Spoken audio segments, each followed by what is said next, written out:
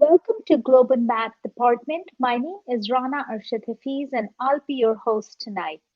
Tonight we are going to hear from Denise Green and Alison Lynch. They will talk to us about how mathematical modeling and how it supports readiness for college math. Would everyone please introduce themselves in the chat below, telling us what you teach where and what your Twitter handle is if you have one. Before I let the speakers introduce themselves, I'd like to explain how these meetings work. These meetings are recorded and are available within 24 hours after the meeting ends. To view the recording, you can use the same link you used to get here tonight. The Global Math community prides itself on being friendly and supportive. The chat room is available for topical and general conversations, and throughout the meeting, I'll be sure to catch your questions for the presenters to be addressed at the end of the presentation. Over to you, Alison and Denise. Thank you so much, and thank you for having us. Welcome to all of you. We're really excited to be here to talk about ways that we can improve college readiness through mathematical modeling. My name is Alison Lynch. I'm an associate professor of mathematics at California State University, Monterey Bay. I mostly teach mathematics courses, but I've had the great pleasure to work with teachers and school districts in my area on this challenge because it really is both a K-12 and a post-secondary challenge. And I'm Denise Green. I am currently a coach at Desmos, and I previously was the educational administrator of math at the Monterey County Office of Education. And I share that because that's how Allie and I connected and started to do some work with a lot of local districts at the county office as well as some of our post-secondary institutions. So I wanted to share a little bit of who I am and why we're here tonight. And so with that, I actually want to go ahead and just jump into it. We already launched, I think, this poll. But we want to get a sense of what you think about mathematical modeling. Thank you again for introducing yourself in the chat. If you haven't done so already, we love to get a sense of who is here as well. And so we want to give you a chance to reflect on what mathematical modeling means to you. So, first we have what's your role, if you want to answer that, just so we know who's in the room. And then we also have for you an open-ended question poll to respond to when I hear mathematical modeling, I think.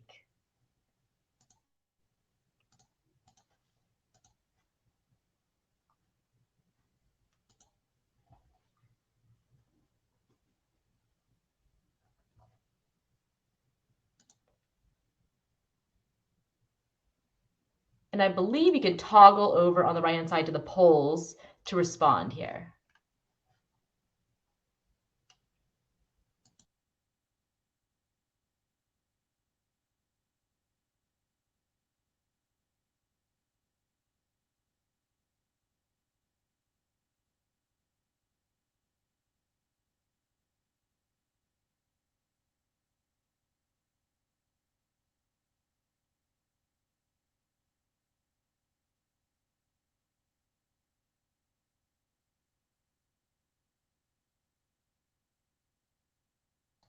Wonderful. And actually, I'm not super familiar with this platform. If I close the first poll about your role, will it show people the results? I don't think it shows the results, but they might be able to click on the word polls above the chat to see the results, possibly. Okay, wonderful. I just want to highlight we have a mix in the room here. We have some secondary teachers, we have some coaches or TOSAs, an administrator, and some higher education post-secondary representatives as well. So I just want to highlight we have a great mix in the room here tonight. Again, thank you for joining us. I'm going to go ahead and close the roll poll. That's a hard one to say, but I'm going to leave, though, when I hear mathematical modeling, I think open, in case anybody hops in late and wants to respond as well. And again, I'm not sure if you can see the responses to those as they're coming in as well. But when I hear mathematical modeling, I think I'm just going to highlight a few of the things I'm seeing in the poll response here. How we use math to explain or model something. I think real world messy problems to solve. I saw something around messy real world in a couple of responses here.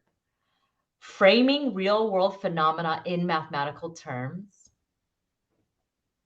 and representing reality using math relationships. These are just some of the responses. There are lots of wonderful replies in here, but I want to just highlight a few of these. And we want to just kind of share one definition, kind of a working definition that we used from GAME, and it is mathematical modeling is a process that uses mathematics to represent, analyze, make predictions, or otherwise provide insight into real-world phenomena. We'll give you a moment to read that on your own as well.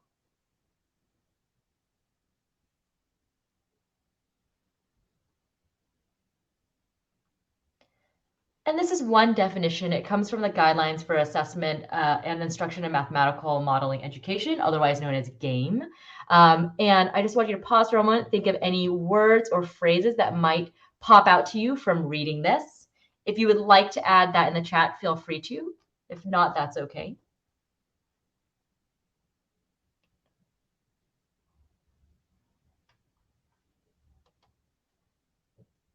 And I see in the chat now that you aren't able to see the responses to the poll, so I'm sorry about that.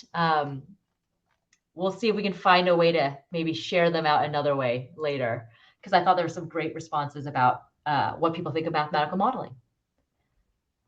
One word that always jumps out to me in this definition is the word process, right? That modeling is this like, it's not a thing necessarily so much as a process. And I want to share with you one visual that we used to represent or think about the modeling process. We picked this one. It's one that's a little bit more common. Some people are familiar with this. This is obviously not the only one. We just wanted to share one to kind of get us in the on the same page here. So in this visual, you can see what that modeling really is a cycle. It's a nonlinear process, and it involves different kinds of thinking from what students are accustomed to, particularly in, I think, elementary grades or lower grades as well. The problems in this cycle are not necessarily formulated. They don't necessarily have one single answer. And again, like you see the arrows, like there's some going back, there's some revisiting. It's not, again, just one linear, one clean way. There's also, as part of this cycle, a lot of judgment, approximation, critical thinking. All of that is part of this process. And so in order for students to engage in this modeling process where they have some observation, some problem, something they want to know more about, then they formulate, again, you think of that as using mathematics or representing this problem mathematically before they then start to compute or manipulate this model. Then they go into analyzing the results and, of course, reflecting to determine the validation piece, to what degree this model accurately represents this problem, and then revisiting, re-engaging that cycle, or kind of sharing out their findings. And for students to be able to engage in this cycle, it's really important for them to have a task that lends itself to this process. And so what makes an effective modeling task? There are kind of three big components that we wanted to highlight or share. And again, this is a different, like I mentioned earlier, a different process from what many students experience in previous or earlier classes. But we think of modeling tasks as open-ended. Again, multiple points of entry. There's a lot of assumptions that we might be making that we want to call out. There's not necessarily a closed answer or one result that we're expecting. It's authentic. This is one thing I love about modeling, that we value students' brilliance and knowledge, what they bring, their prior experiences, the things that not necessarily just mathematical that are important to them, they bring into this space as well. And of course, it has to be accessible. So students have tools, a variety of tools that they can use to start to make sense of and approach this task. And so thinking about, again, our modeling cycle as well as what we think makes an effective modeling task, I just want to highlight, go back to the cycle here and highlight in the context of some more familiar type of math problems students encounter, where we think they fall in this cycle. So one example I have is word problems. And so we can think of word problems, as more closed, that, generally there's one answer or result a teacher might be looking for, maybe more than one way to get there, but it generally is a tighter, a more closed problem, which is mostly in the compute or the kind of do some apply some mathematics to this model, right? In that range. The next iteration we've seen is application problems, which generally broaden world problems a little bit in that there's more of a context or a story. There's a little bit of the, okay, so I've read this context or story and I want to figure out some problem, do some work to it, and then see if this, interpret these results. So it kind of gets students into more of the modeling process. And again, we think of this as a progression, right? Like there is an appropriate time and place for all of these pieces, not that necessarily you're doing modeling from kindergarten every single day, right? And so they're just thinking about where this falls in our process. And then of course the true modeling tasks and problems lend themselves to this entire cycle. And so now I've done some talking through and explaining of getting us on the same page about what we mean when we refer to modeling and the modeling cycle or modeling tasks. But of course, I feel like the best way to learn it is to experience. And so Allie's going to take us through a condensed experience now of a task, and we'll share a little bit at the end of our story and how we came to collaborate and what we've done with some modeling tasks. Thank you, Denise. So yes, we're going to take a look at a modeling task that we've used with high school students. And here is the gist of the task. We have this poster here with an adorable kitten on it with a claim that in just 18 months, this female cat can have 2,000 descendants. So the idea with this poster put out by an organization that looks after stray cats, trying to encourage you to spay and neuter your cats. But that's a pretty interesting claim that in 18 months, that's a year and a half, one female cat could have 2,000 descendants. So our task is to determine whether this number, 2,000 descendants in 18 months, is realistic. So my first question for you is what pieces of information would be useful, pieces of information about cats and perhaps society would be useful to or helpful to answer this question? So I'd like you to respond in the chat if you have any thoughts on this. What pieces of information would be helpful for us to have here?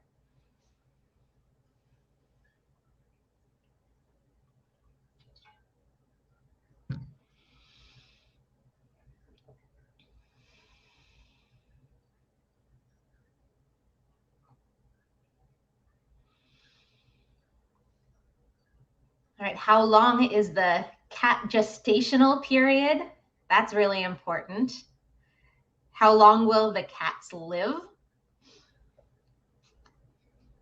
The average litter size, yeah, how many cats can we expect in a given litter? What's the typical range?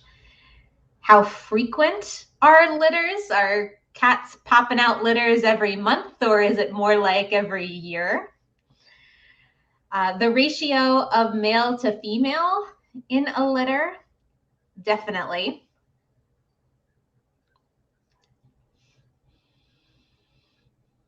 Ooh, how old are they when they're old enough to reproduce? Sure. I mean, we wouldn't expect that a newborn kitten would be getting pregnant right away. We know that that's not how mammal reproduction typically works. So how old are they when they're old enough to reproduce? Are we assuming that none of the female descendants are spayed? Right. If we're picking up strays and getting them spayed, that's certainly going to reduce the likelihood that they're going to reproduce. It can have meant to be an upper limit or on average. Right. This could be one of those situations, this extreme claim that, it could happen, but realistically, most of the time it's going to be a lot fewer than that. This one cat was particularly active. Wonderful. These are all things that are going to be important for us to answer this question. And in working with students, we might have them go out and look these things up. These are Many of these things are well known about mammals, certainly well known about cats. Cats are a really well-studied species of animal. So this is not some unknown species. We can look these things up. For the purposes of today, I'm going to give you some of these facts. These are really true statements about cats, but we don't have the time to have you all go off and Google search all of these things. So here are a couple of things, and these are actually, almost all of these are ones that were mentioned in the chat. So the length of pregnancy, about 2 months. The age at which a female cat can first get pregnant, about 4 months. Typical number of kittens in a litter, 4 to 6.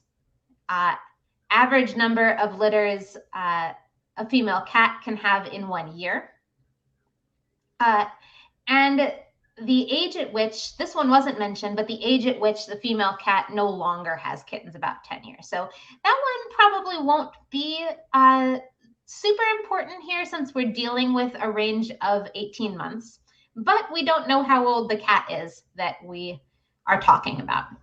So these are some of the facts that we have in front of us to work with. And I'm going to ask another question that's been answered by some of the chat, but I still want you to think about this now that we have some facts in front of us. What additional assumptions might we make or might we need to make as we formulate a model for what's happening here? Because this is good information, but it's probably not enough for us to come to any sort of definitive answer. So can you think of any additional assumptions we might make or we might need to make?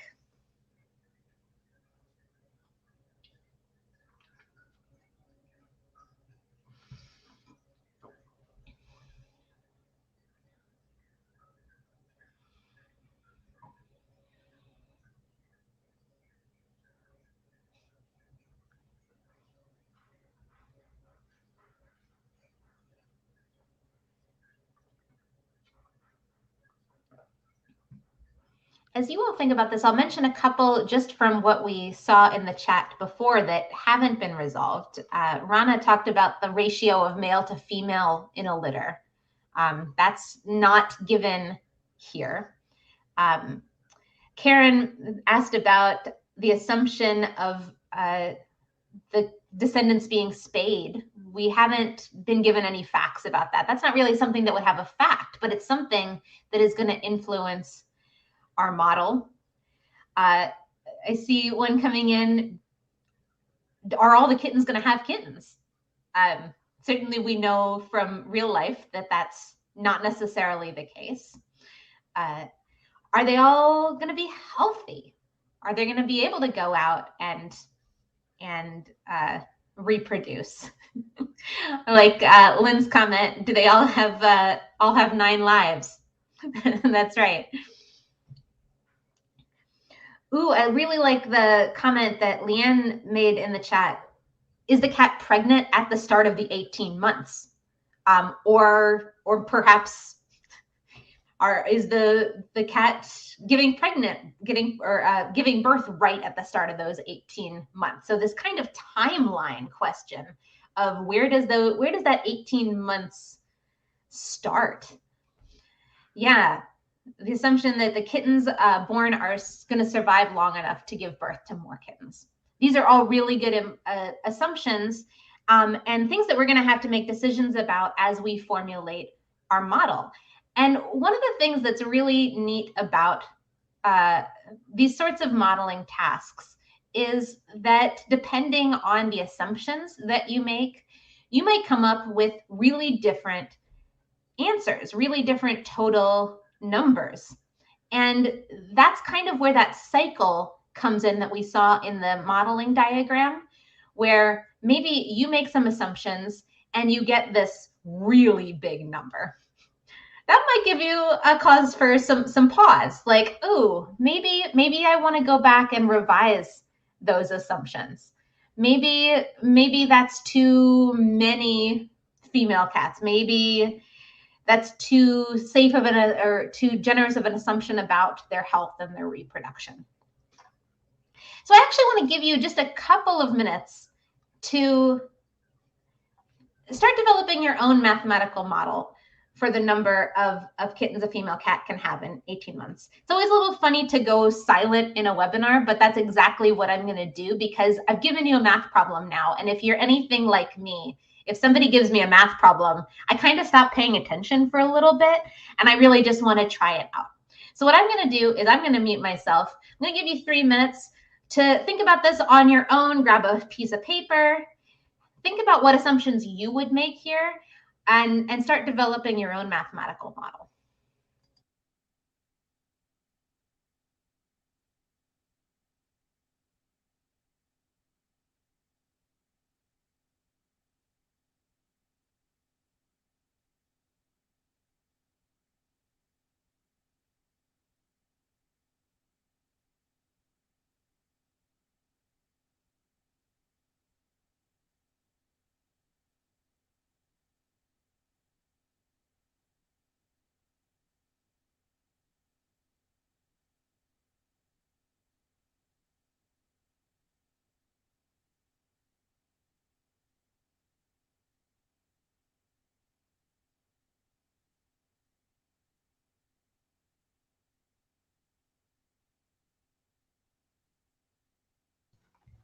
I'm just going to flip back a couple slides just to remind us of the original poster here.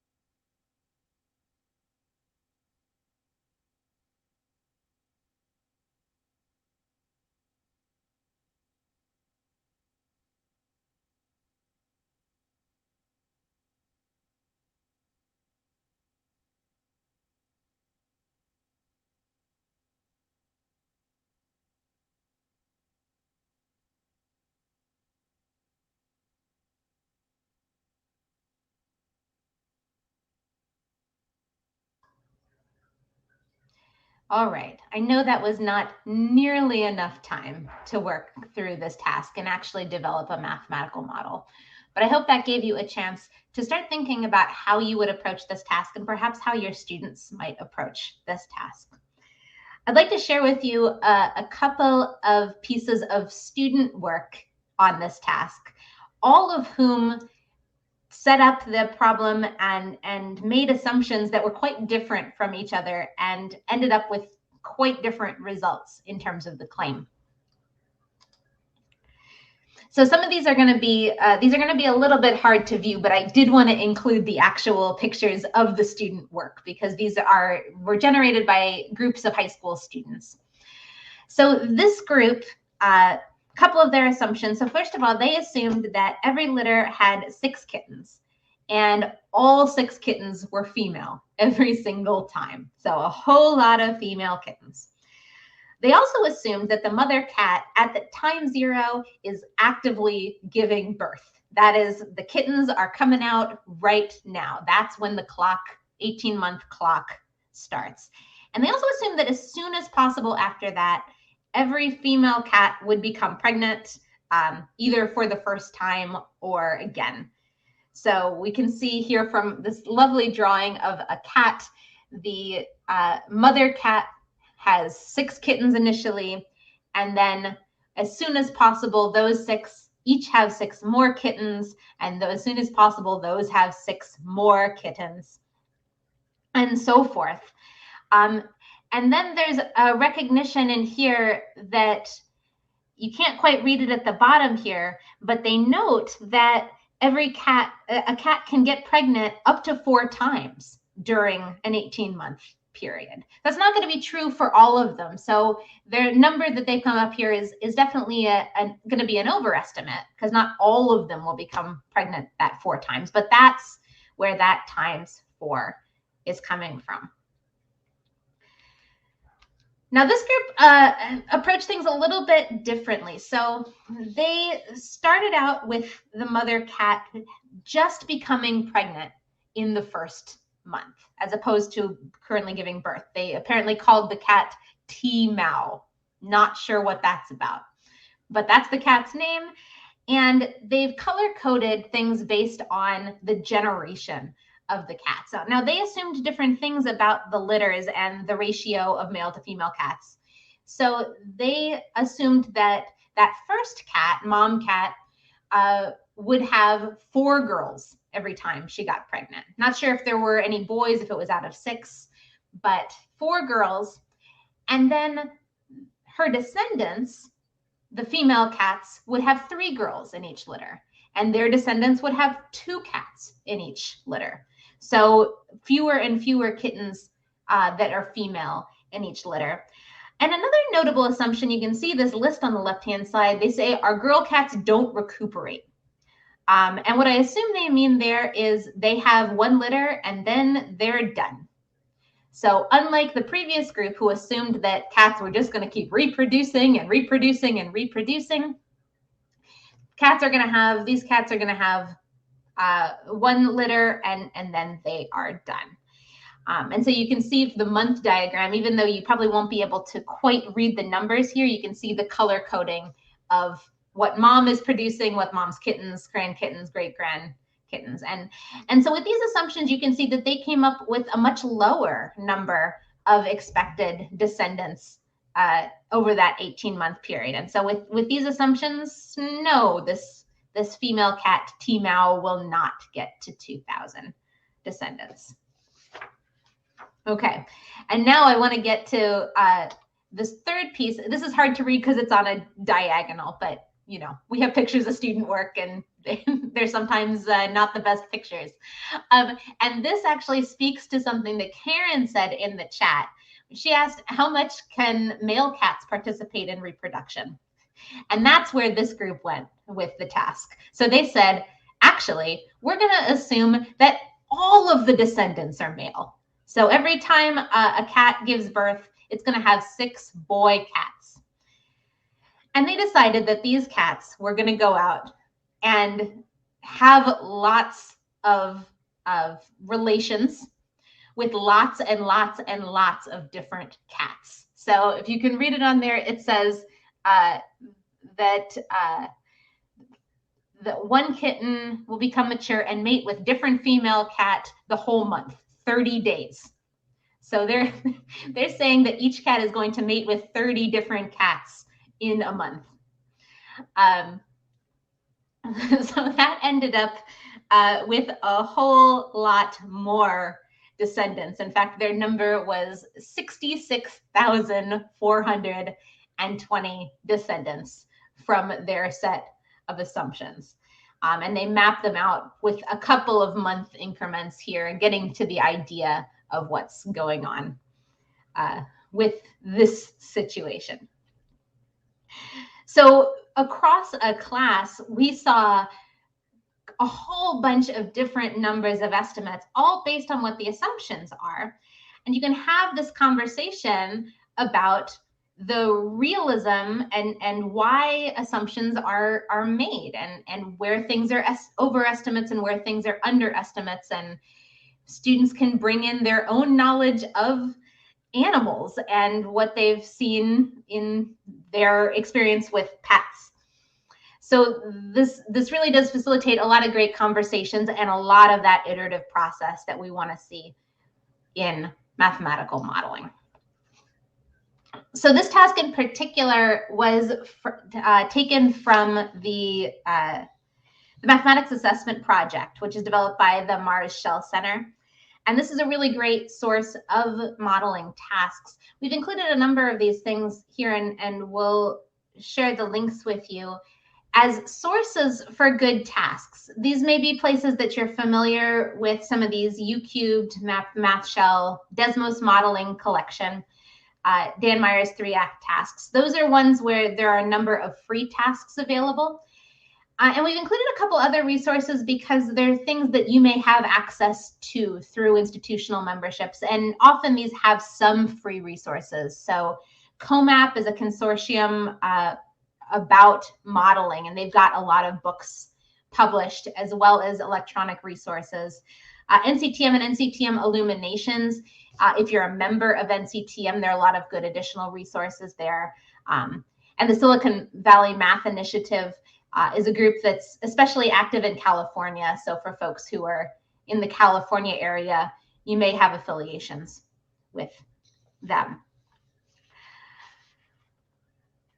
So I'm going to turn things back over to Denise. Yes, I see the comment in the chat. Can we put the hyperlinks in the chat? I will do that right now as Denise takes over to talk about why we might be interested in engaging students in these kinds of tasks. Absolutely, Allie. Thank you for taking us through the kittens task. And so now that you've had a chance to kind of see semi-experience, not really the full-fledged experience, right? A modeling task, one that we used with high school students as well. And you got to see a little bit of how some of our students responded to the task. We want to ask you to take a moment just to reflect on this experience. We're actually going to launch a poll now, just asking, what might students learn or take away from engaging in the kittens task, this modeling task? So we'll give you a few moments to respond to that poll.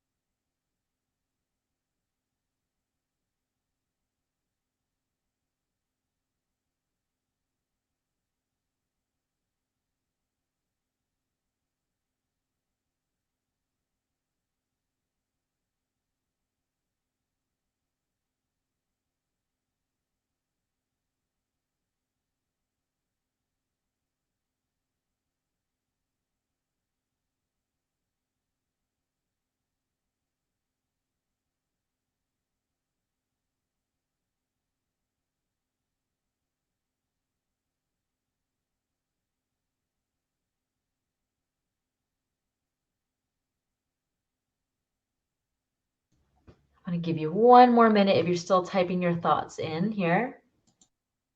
Thank you to those who have replied.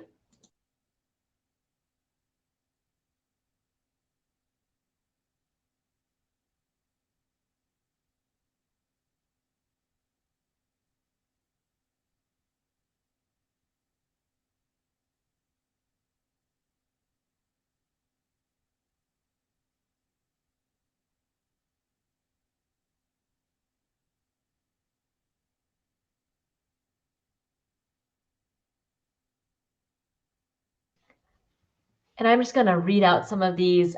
You can, I think, toggle over and see it yourself, but just in case not, I'll read some of these out loud as well.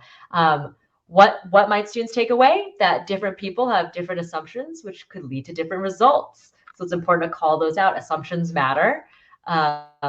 Mathematical thinking is helpful and useful. There's limits to math modeling when working on real-world problem scenarios. Math working on problems Math can help working problems when there is not one single approach. There is no one correct answer, multiple representations with multiple possible answers. I also see thinking, planning, collaborating, sense making, the power of exponential growth, and experiencing math in new ways. I appreciate that last response. I want to highlight that a little bit in our next piece here. Let me flip over here. Again, there are so many reasons why we felt like modeling was such a powerful tool. Just some highlights that we want to share. Again, this obviously does not include all of it. As I'm looking at this, I'm like, yeah, we do have it on there, luckily. Working collaboratively. We just now, your experience was like, take a moment, think about it yourself. But we have our students working in teams, working in groups, really going through this process as a team. And so there's that component. Of course, the multiple solutions. Earlier, I mentioned the celebrating of your prior knowledge and experiences.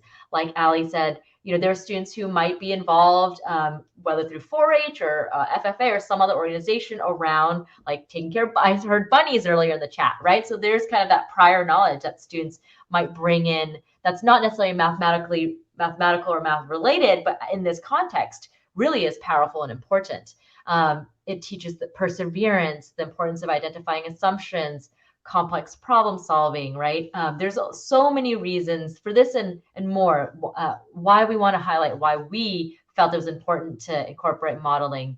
And as we were kind of pushing students to rethink themselves as math learners and to really prepare students for college. And so now I kind of talked a little bit about this and the importance of us using modeling to help redefine what math is, what it means to do and learn math for students. And so we want to tell a little bit of our story of how we came to collaborate on modeling at the high school level.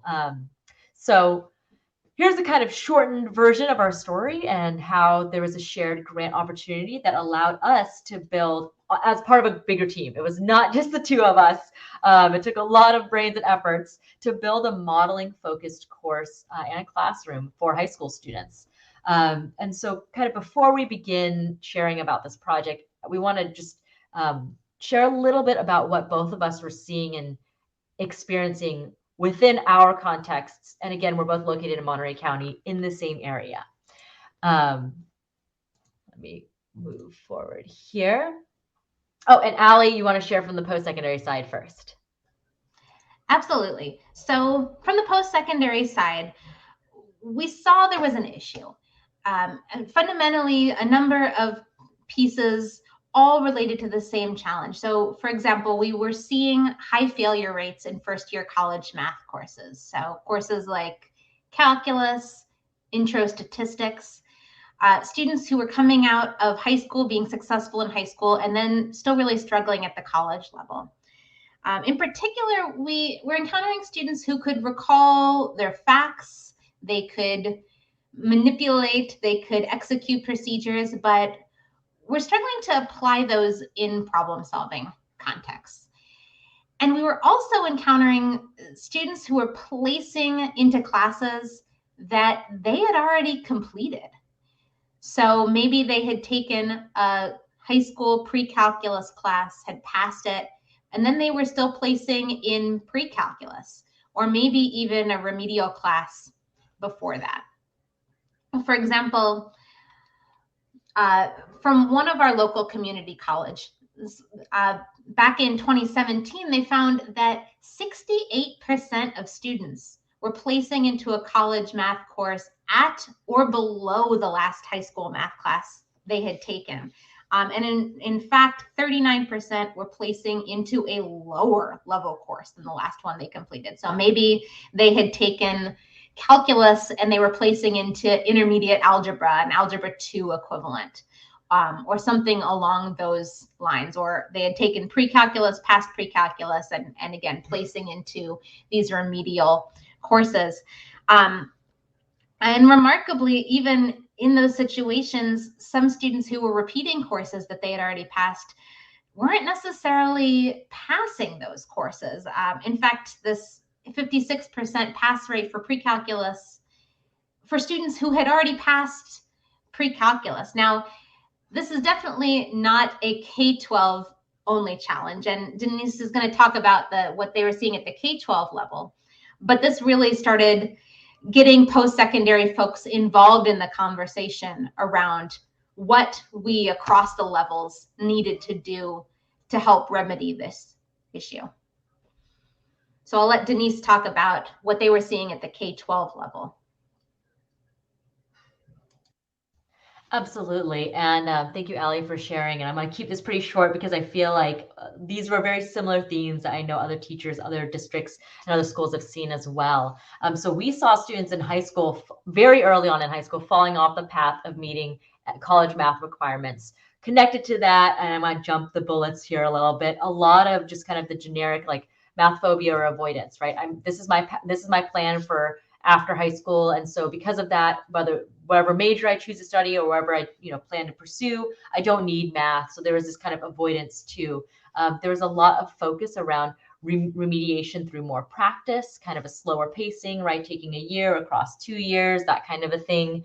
And a pretty traditional structure for a curriculum and pedagogy. So that's what we were seeing at the high school level, kind of a general recognition of like, this isn't working. How do we help more students be successful, build up that math identity, have positive experiences?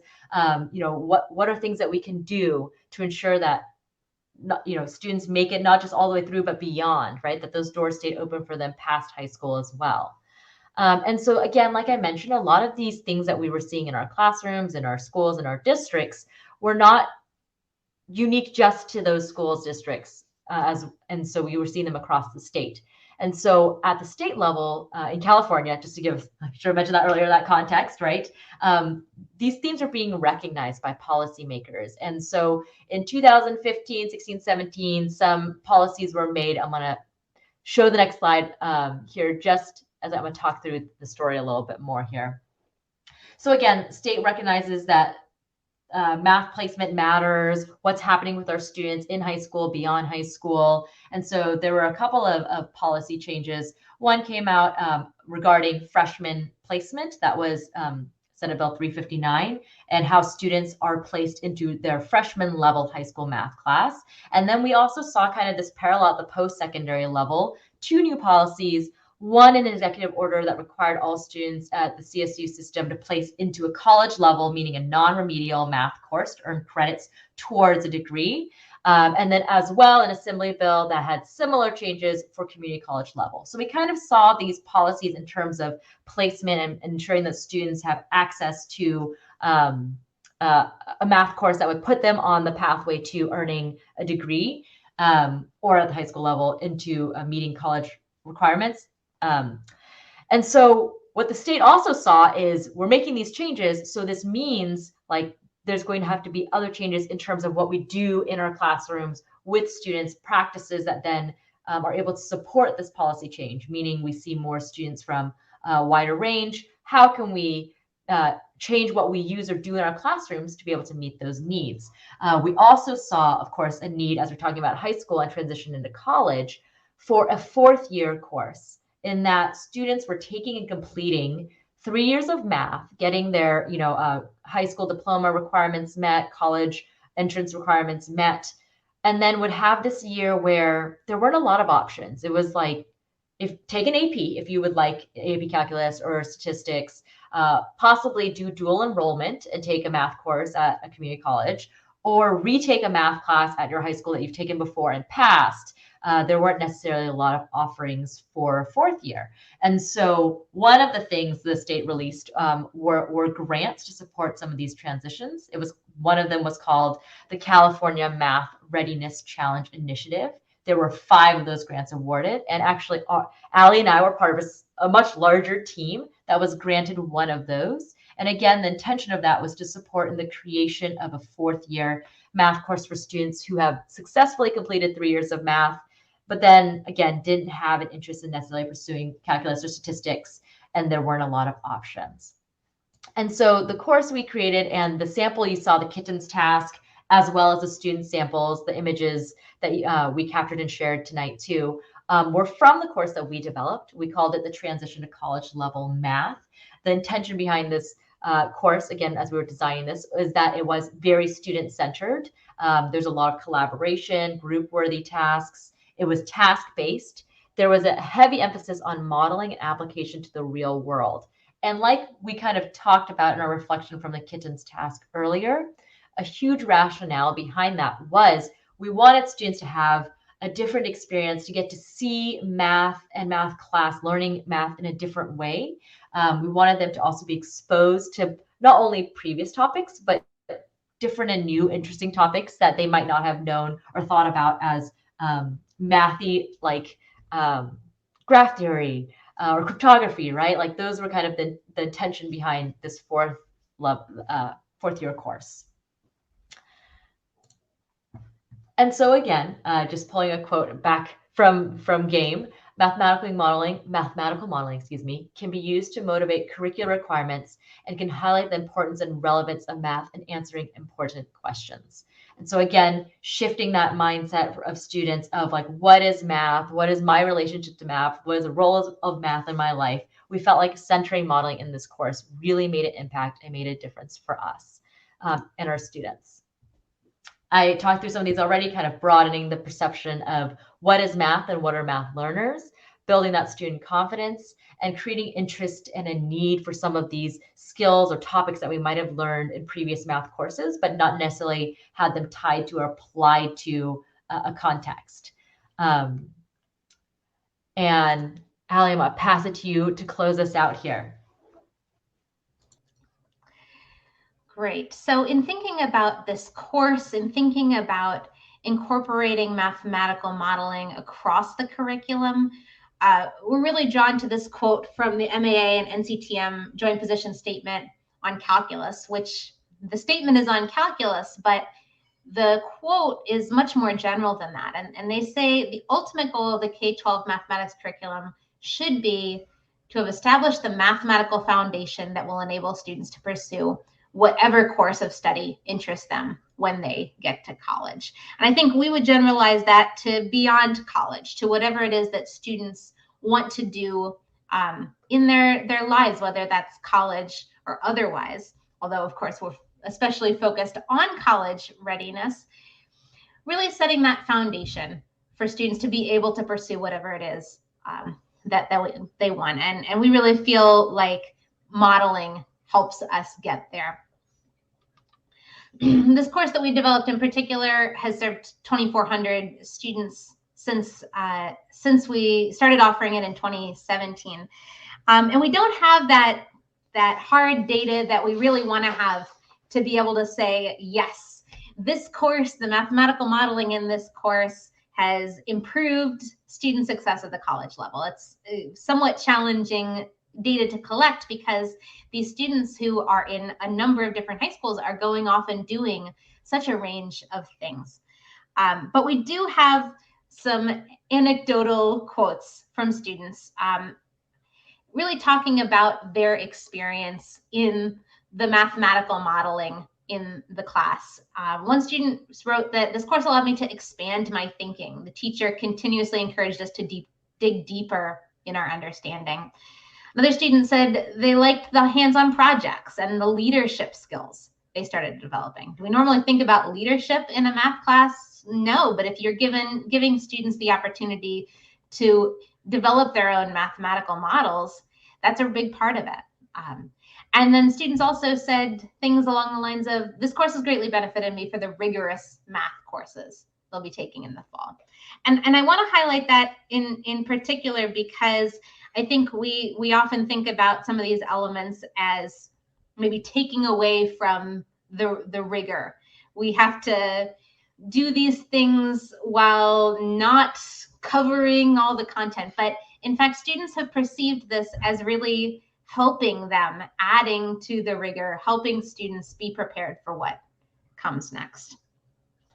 And Allie, can I add one side? I mean, this is just like again, as we're talking about impact and another kind of side benefit too, is the teachers we have who are teaching this course love it so much too. Like in terms of their own, facilitating this experience for students, the feedback they get from their students, it's just been a really enjoyable course for them as well. And I think that that's something great to highlight, just thinking even about like bringing the joy sometimes back and being able to do like the fun, gray, messy process of like why math is so beautiful too.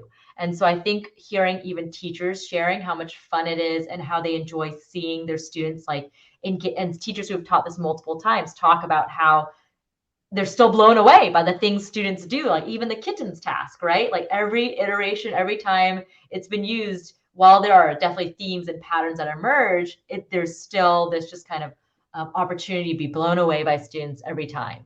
And so that's another kind of impact that maybe isn't directly about the students, but I just want to share that that's one thing we've seen in this course as well. Thanks for adding that, Denise. So we will conclude here. Thank you so much for attending and participating. I'm going to share our reference slides, each one briefly for folks who want to look at these later from all of the sources that we cited. Here's our slides template. I'll go back to the thank you slide. So thank you so much.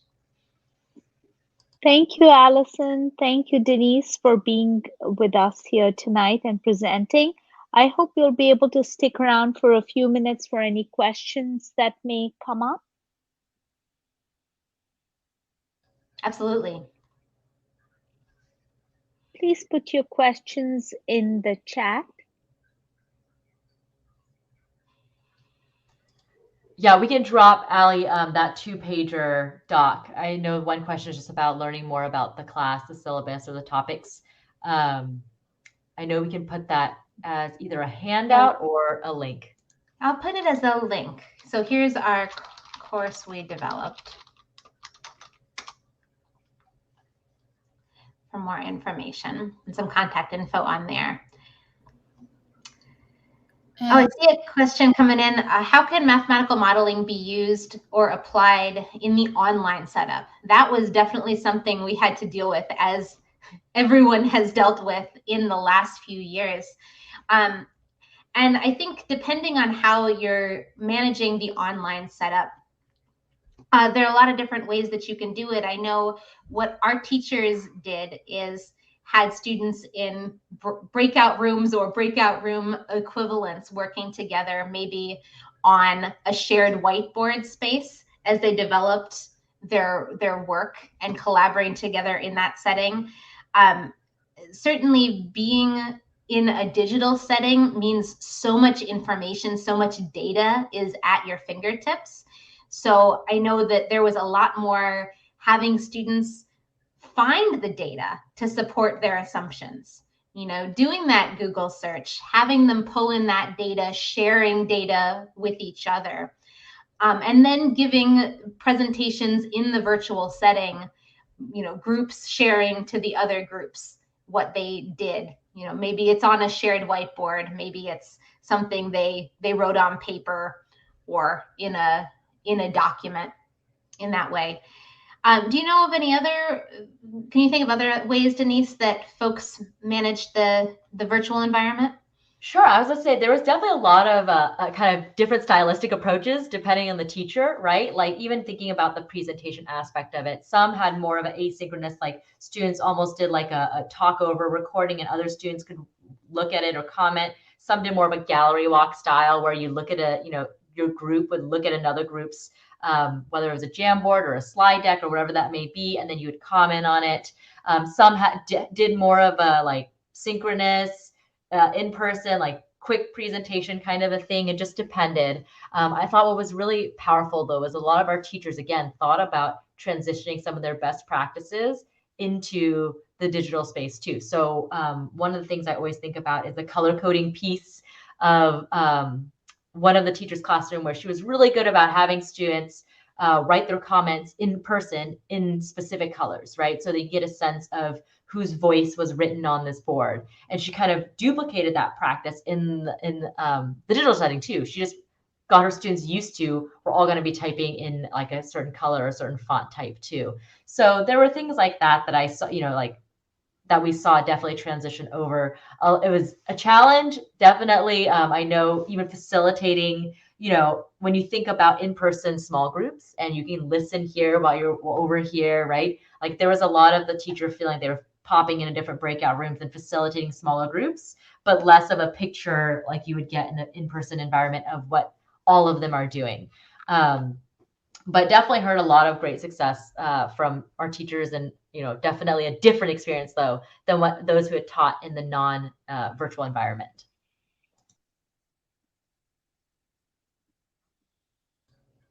I see the question in the chat. Is there a good link to read more about the class you taught, syllabus, textbooks, or activities? So I put a link in the chat. I'm not sure that it has those things, but if you're interested in more resources, I always have to check with the broader team of what we're able to share. But if you want to send me an email, I would be happy to share what I can in addition to that link. Thank you so much, Alison and Denise.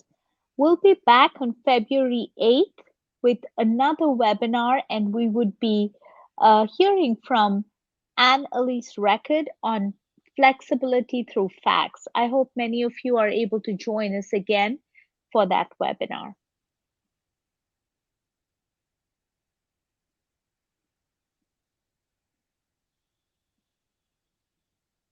We'll just hang out for one more minute to see if there are any more questions.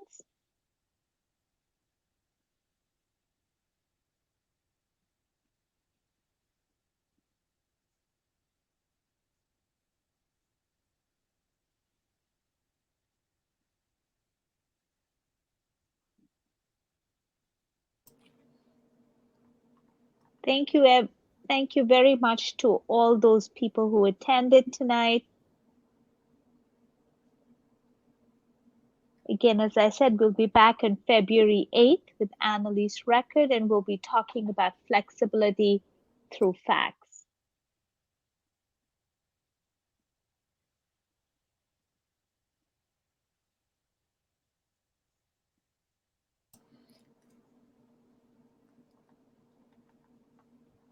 Thanks so much for sharing, Alison and Denise. Thank you for having us. Absolutely, yes, thank you.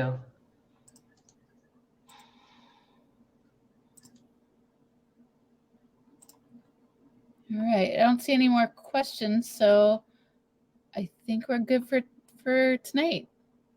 Thank you very much, everyone. So long.